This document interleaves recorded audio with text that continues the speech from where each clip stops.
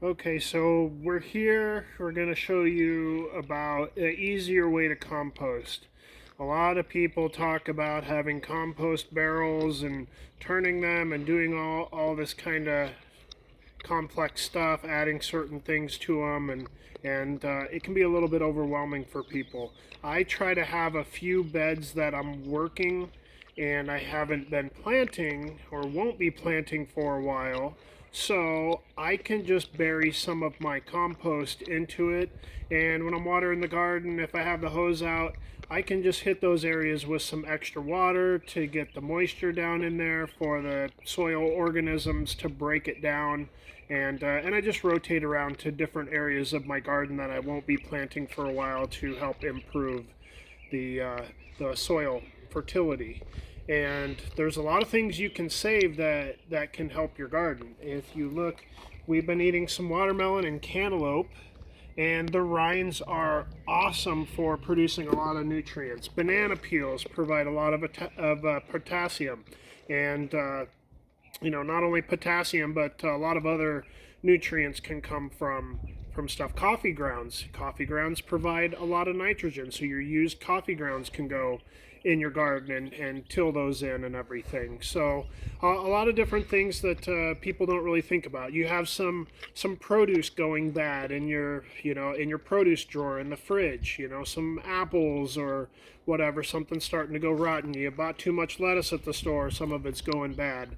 Then throw any of that bad produce into your compost area. Except for citrus. Citrus isn't the best to put in there. It's pretty highly acidic and can be a little bit damaging to some of the worms and other soil microorganisms. So what we're going to do, I have an area here that I haven't planted for a while, and if you look, I've put some various stuff in here, and so it's getting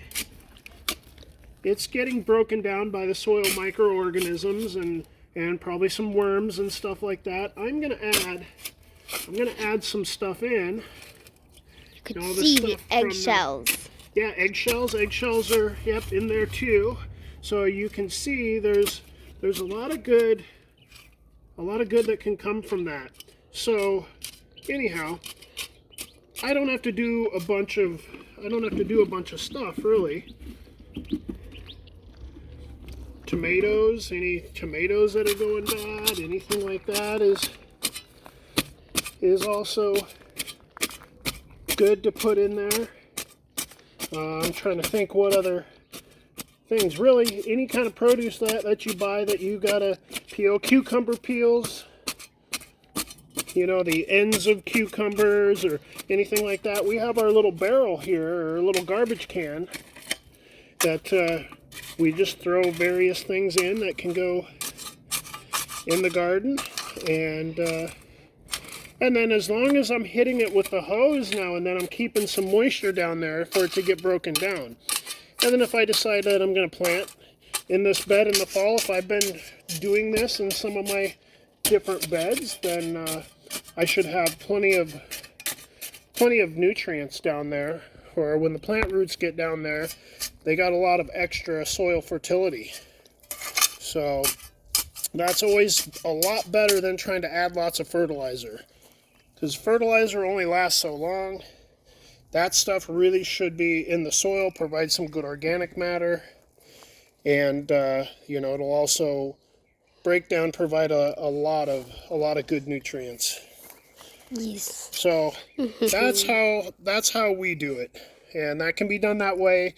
It gets the nutrients down in the root zone too.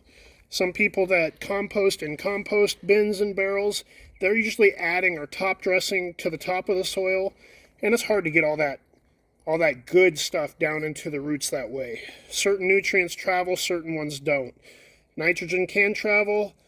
Your phosphorus and potassium generally don't travel too much. Potassium, I don't believe, travels much at all. Phosphorus, a little bit. But it's good to get that stuff down in there. Nitrogen will go down, so you can top dress with some coffee grounds here and there and water that in, and it will seep down. But a lot of the other nutrients don't move much. So that really helps get things down into the root zone. So anyhow, that's our procedure. It may work for you, it may not. It may depend on, what areas you're planting, and sometimes people aren't planting everywhere all at once, so this is a good procedure. Yes, but we also have a little story on these pumpkins, right?